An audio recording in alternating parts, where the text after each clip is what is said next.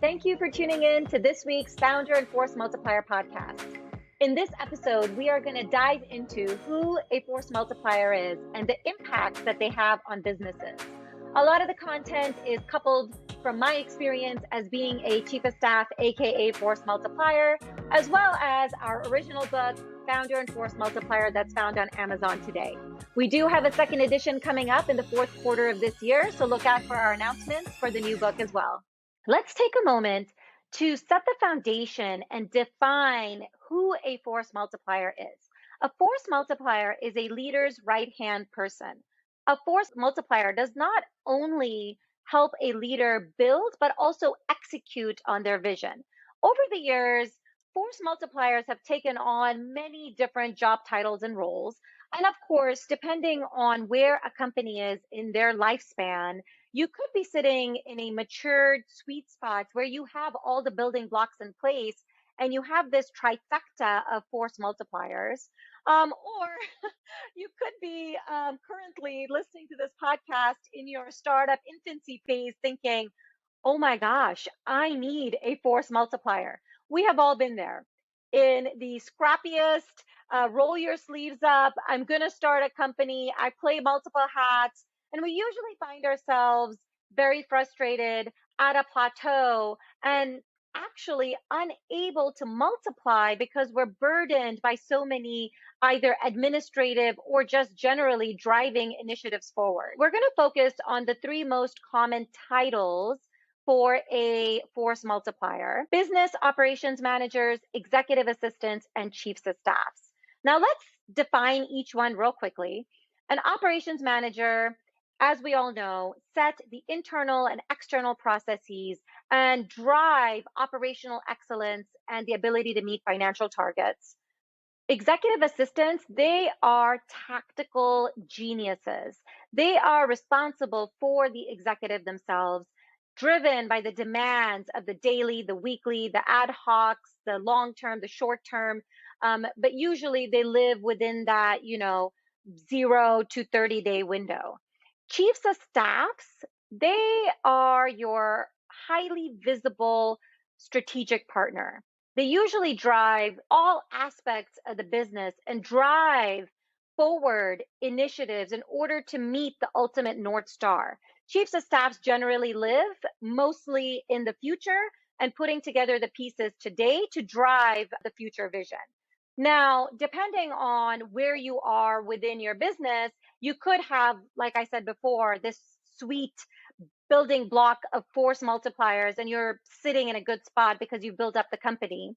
You could be building your company and in scale and growth phase, but you really are missing a piece and you're trying to figure out what that piece is. Generally, you might have an executive assistant, you might have an operations manager, and you're still sort of pondering on what exactly is missing. What's that role that's going to bring all my strategic partners together, drive my lines of business, build a common vision, drive execution?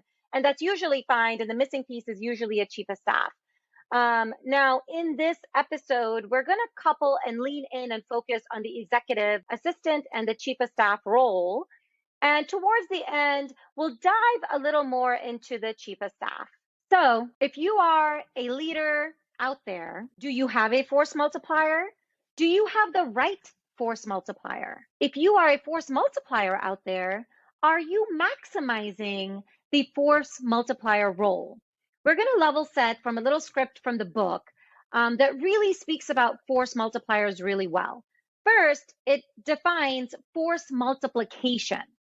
Force multiplication refers to a combination of factors that dramatically multiplies the effectiveness of an item or a group, giving them the ability to accomplish greater things than would be possible without it. I'll pause for a moment because that is deep and it hits. And we've all been in positions where we're like, that make a difference to my company. A force multiplier is an individual who will bring order to the chaos and take on the miscellaneous 80% of your workload as a leader. Do you need a force multiplier? Or do you have a force multiplier that will help provide that? So the book dives into the 80-20 rule. The 80-20 rule is derived from the Pareto Principle. The principle talks about how 20% of your input drives 80% of your results. Now think about it. Are you, as a leader, making the most of the 20% that you could have with a force multiplier? And then as a force multiplier, ask yourself, are you setting up your lines of business or leaders to create the 20% that's going to be the most impactful and maximize the company's goals? The three main areas that it talks about in the book: number one, casting the vision; number two, driving focus, direction, and clarity; and number three, making, if you're listening to this, imagine me making air quotes in the air, making quality decisions. We make so many decisions a day, but we shouldn't be making decisions that are having no impact as leaders. And having that time and space to make quality decisions helps you multiply and multitude your company at a different level. Let's take a moment to reflect on the building blocks of a strategic partnership. We're going to put aside sort of all the discussion about force multipliers and talk about strategic partnerships. And then I want you guys, as I'm talking about this, see how a founder and a force multiplier fit into these building blocks. Number one, a mutually beneficial relationship with both parties working towards a common goal. You should be thinking at this moment, aha, that's just what a force multiplier and a leader do. Number two, the ideal strategic partnership is a business relationship where each party is dedicating their time and resources to the partnership, rooted in their strengths. Number three, in strategic partnerships, there is exceptionally clear and consistent communication, as well as mutual respect and trust. Number four, we're talking about one role.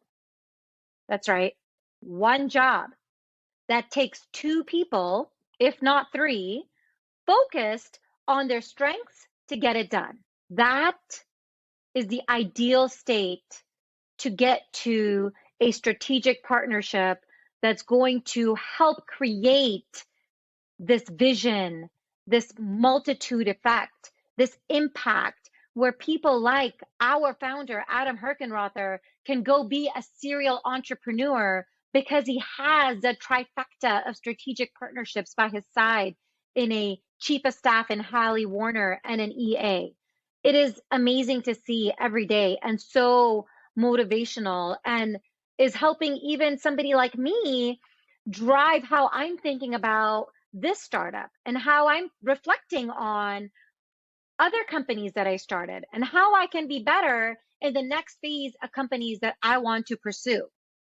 Now that we've set sort of the foundation of a good strategic partnership, let's talk about how a leader can create and help multiply a force multiplier's role. And then we'll dive into how a force multiplier, specifically a chief of staff, can maximize their own role and be very successful. As a leader, there are a few pieces that are very important to really think about when you have a force multiplier to really drive that 20% that you're wanting to drive. One, it is highly critical to build trust with your force multiplier. Two, I'm going to say this. I know you're listening out there, whether you're sipping on your morning coffee, you're listening to this on your way home, you have to give up control where control needs to be given up. I'm going to say that one more time. You have to give up control where control needs to be given up. Three, your force multiplier can only be the best in their role if they are brought into the inner circle, A force multiplier is part of the leadership team. Make them the leadership team. They are as important as every other role out there. And in order for them to help bring that impactful 20% that's going to drive and multiply companies, it is very important to be in the inner circle. Number 4, meet and communicate regularly. This will lead into setting clear expectations, driving common goals, and at the end, mutually having wins together. In this last segment, we will now switch our focus into the force multiplier role, and not only any force multiplier, but specifically the chief of staff role. This is a blueprint that I was taught and I really evolved and grew into as a chief of staff. It's close to my heart, and I'm so proud and happy to share it with everybody here on the call. If you are a chief of staff, aspiring to be a chief of staff, or a leader that's looking for a chief of staff, here are the components that really make for a great chief of staff. A chief of staff that ignites the firepower and unlocks the potential for founders and their leadership team. Number 1, act as the goalkeeper. By having the ability to address issues that arise, really helps reduce the time and energy and overall distractions from the leader and the team. Number 2, be the conductor. By instilling the right structures, establishing and work with your operations management to build the processes and create the internal efficiencies that are needed. Now, as a group, everybody is adhering more to the timelines and pushing less things out, sticking to the budget at hand, because you have created sort of this risk management where you're, not repeating and creating repetition and overall increasing costs. And now this all sort of drives into getting to the ultimate mission. Number 3, act as the operator. Having the ability to convert abstract ideas into smooth operations means there are less fires to extinguish. And I'll tell you, I chuckled a little bit because we've all been in situations where I'm imagining like these stick figures of employees that are running out of a building, an office building that's on fire. How many of us have been in that position, no matter what your role is? As a chief of staff, you are set in a beautiful role to actually help control that and be that conductor and operator to build those guardrails to prevent and really have fires be true, emergencies and escalations and fires, and not the BAU business as norm or as usual. Number 4, become the implementer. As a chief of staff, you are going to be given the strategic vision. It is so important to effectively implement and hold teams accountable to make the change that's needed forward. Champions driving business priorities from conception to completion. Number 5, work as the integrator. As a chief of staff, you are there to create the cohesion, the unity, the one vision, to help bring all the different lines of business and mold them into coming to that one goal, the strategic vision that ultimately everybody is trying to strive for. Operations managers in multiple different lines of businesses, sales managers, etc., are focused and are entrenched into the day-to-day. It is very hard sometimes to look up and really think through, like, am I making it to the ultimate North Star? The chief of staff helps reduce that burden and keep everybody in communication, drive the KPIs and OKRs, and bring together how all the pieces of the puzzle are going to drive to the ultimate North Star. Number 6, be the trusted proxy. CEOs and the leadership team need a reliable ally to step in and make decisions when they're traveling, when they're developing new businesses, when they're attending to special projects, when they're hosting town halls, when they're out at conventions and conferences. Business should not stop. And good chiefs of staff end up becoming the trusted proxy. And finally, become and embody being an advisor. Act as a strategic thought leadership partner, a confidant, and a sounding board. All these pieces together build the blueprint of an exceptional chief of staff. If you are listening out there and you are a chief of staff, I hope you really take these and build on them. In December, we are actually going to create a mastermind diving into these categories and this curriculum. So please look out for our announcements. I thank everybody for listening in today. The force multiplier role is such an important role, and a lot of us have played a little bit of both hats, force multiplier or founder, and it's so important in such a busy and complex world to understand how to maximize thyself and your company and really grow at multitudes. I hope everybody enjoyed today's discussion and look forward to many more, diving into the different types of force multipliers, the strategic partnership, and how good force multipliers and founders can build wildly successful teams together. Thank you.